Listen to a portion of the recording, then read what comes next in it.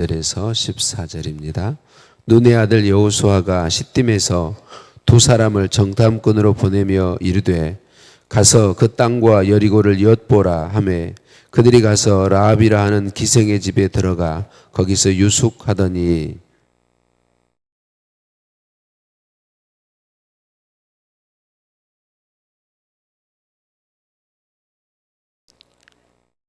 여리고 왕이 라합에게 사람을 보내어 이르되 내게로 와서 내 집에 들어간 그 사람들을 끌어내라. 그들은 이 온 땅을 정탐하러 왔느니라.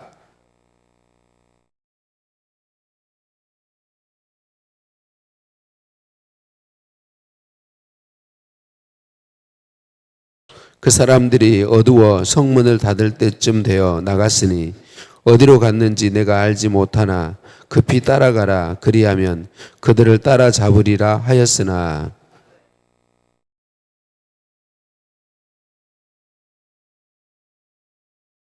그 사람들은 요단 나루터까지 그들을 쫓아갔고 그들을 뒤쫓는 자들이 나가자 곧 성문을 닫았더라.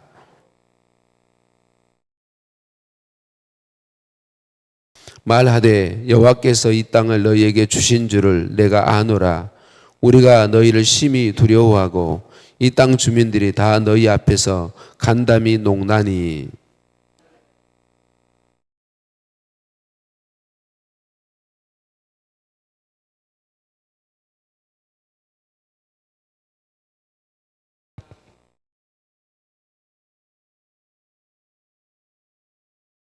우리가 듣자 곧 마음이 녹았고 너희로 말미암아 사람이 정신을 잃었나니 너희의 하나님 여호와는 위로는 하늘에서도 아래로는 땅에서도 하나님이시니라.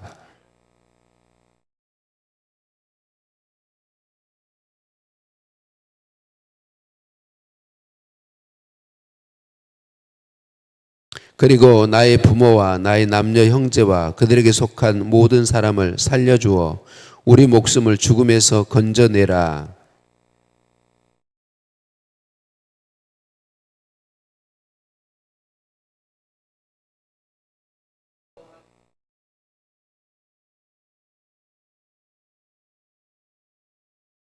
아멘. 인사 나누십니다. 사랑을 축복합니다. 사랑을 축복합니다. 할렐루야. 우리를 사랑하신 하나님께 찬양과 감사를 올려 드립니다. 여호수아와 이스라엘 백성들이 하나님의 약속을 붙잡고 이제 가나안 땅을 들어가기 시작하죠. 첫 성이 여리고 성이에요. 여호수아는 시딤이라는 곳에서 두 사람을 정탐꾼으로 여리고성에 보내었어요. 그런데 여리고성 그 사람들이 전부 긴장한 가운데 있기 때문에 아마 주의를 기울이고 있었겠죠. 그래서 두 사람이 정탐꾼으로 들어갔는데 금방 탈로가 나게 되고 말죠. 그리고 라합의 집에 그들이 유숙했다는 것까지 다 발각되고 맙니다. 여리고 성의 왕이 정탐꾼들을 죽이려고 군사들을 보내죠. 정탐꾼들이 발각된 것 이것은 여호수아와 이스라엘 백성들의 입장에서 보면 큰 위기다 이렇게 말할 수 있어요. 단지 두 사람이 붙잡히는 것이지만 이거는 출발도 하기 전에 이스라엘 백성들이 가나안 땅에 지금 들어가는 것은 그들이 힘이 있고 능력이 있어서가 아니란 말이에요. 하나님께서 그들에게 그 땅을 주시겠다고 약속했기 때문에 들어가는 건데 출발부터 정탐꾼들이 발각되고 만약에 죽임을 당하든지 갇히든지 하게 되면 또 들어가기 어렵게 될 거예요. 사기를 다 잃게 될 것이고 어려움을 처음부터 봉착하게 될 거예요. 이것은 그냥 간단한 문제가 아니라 큰 위기인 것이죠. 우리는 이미 잘 알고 있죠. 우리가 믿음의 하나님의 약속의 말씀을 붙잡고 믿음으로 걸어가면 평탄하고 문제가 없고 하나님이 스가랴 선지자를 통해 스룹바벨에게 말했던 것처럼 큰 산이 평지가 되고 하면 좋을 텐데 그렇지 않잖아요. 우리의 신앙을 위협하는 믿음의 발걸음을 떼기 어렵게 만드는 문제들이 언제나 찾아오죠. 우리는 항상 기억해야 됩니다.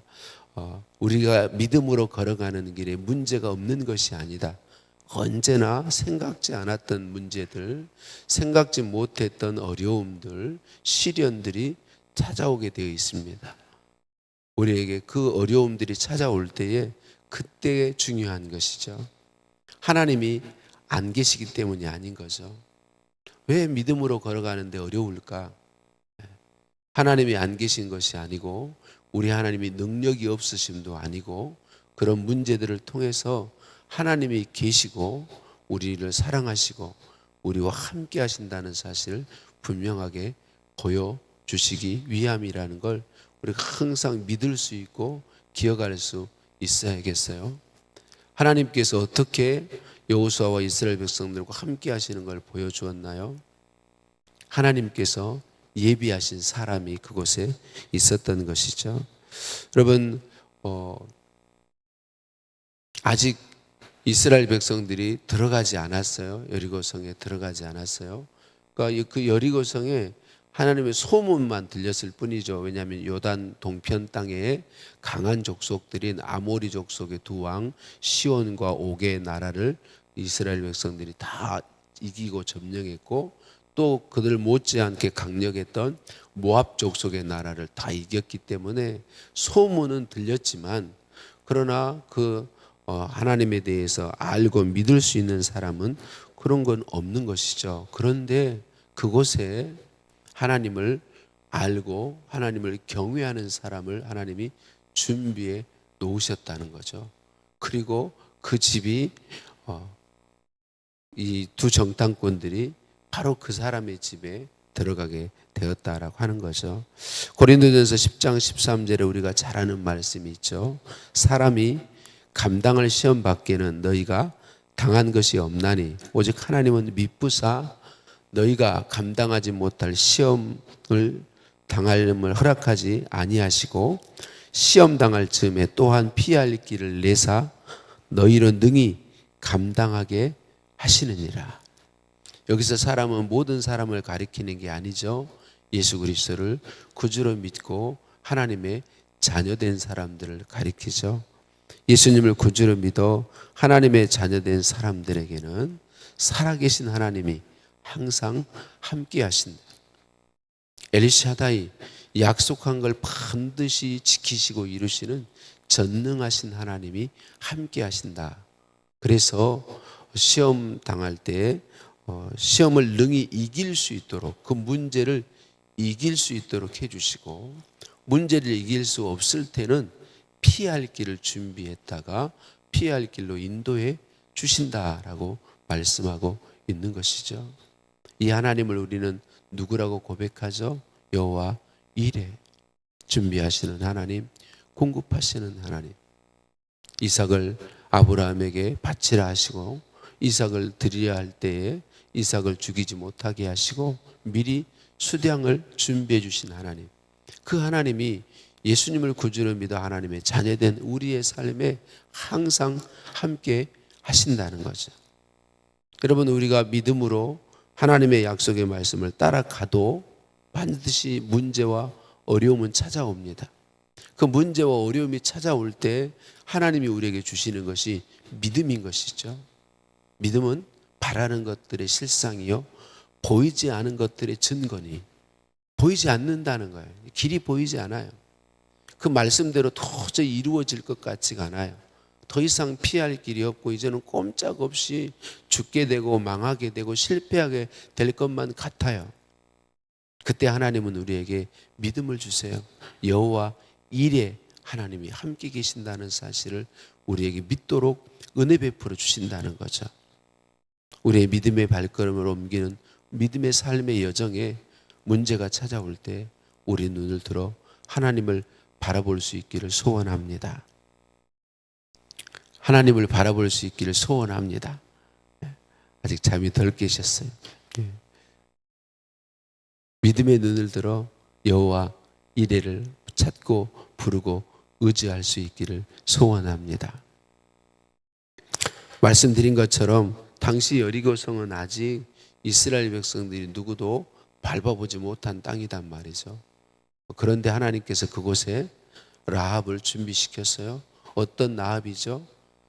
위로 하늘에서도 아래로는 땅에서도 상천하지에 오직 신은 이스라엘의 하나님 여호와가 유일한 신이시다.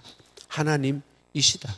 오직 유일한 신이시다라고 고백하는 이 라합을 준비시켜 놓고 있었다라고 하는 것입니다.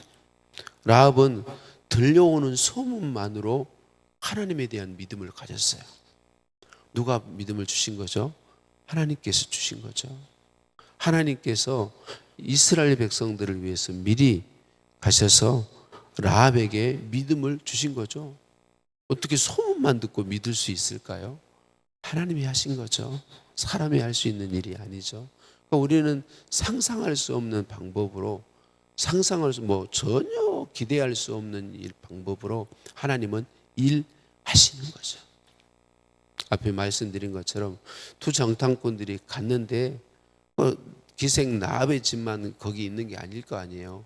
수없이 많은 여리고는 이게 요단강을 건너서 예루살렘과 그리고 요단강 동편으로 사람들이 오가는 그런 길목에 있는 곳이다. 굉장히 많은 사람들이 이전에 지나다녔을 것이고 그런 유숙할 집들이 필요했을 거란 말이에요. 그런데 어떻게 여러 그 집들 가운데 라합의 집으로 정탐꾼들이 들어갔을까요? 하나님이 예비하신 거죠. 하나님이 인도하신 거죠.